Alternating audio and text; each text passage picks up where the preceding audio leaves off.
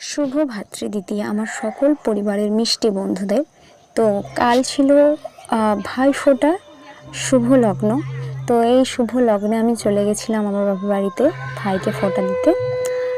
যদিও আমার দাদা, আমি ছোট, তো এদিকে আমার দিদি তার ভাইয়ের ফোঁটা দিচ্ছে আগে।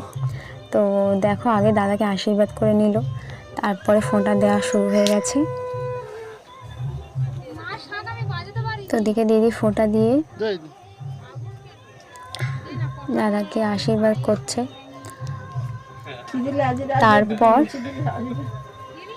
তারপর আমি করব ভাইফোঁটা। তো দেখো বন্ধুরা, এদিকে দিদিকে বললাম শাকটা তুই ভাজা, যেহেতু আমি ভাজাতে পারছিলাম না। দাদাকে একটু বরণ করে নিলাম। 5 বোনের একটাই ভাই, তো সকলের খুব প্রিয় আদরের, তো সবাই বুঝতে পারছো। তো আর 3টে দিদি আসতে পারে না আমার, তো তারা যেহেতু অনেক দূরে দূরে থাকে, তো সেজন্য আমি যেহেতু ঘরের কাছে তো চলে এসেছি ভাইফোঁটায়। তো না আসলে যে মনটা খুব খারাপ হয়ে যায়, সত্যি বলতে একটা মাত্র দাদা তো। আর এদিকে আমাদের ভাইফোঁটা প্রায় শেষ, তো দাদাকে একটু আদর করে দিলাম। আর ভাই বোনের যে মধুর সম্পর্ক, এটা সবার যেন অটুট থাকে।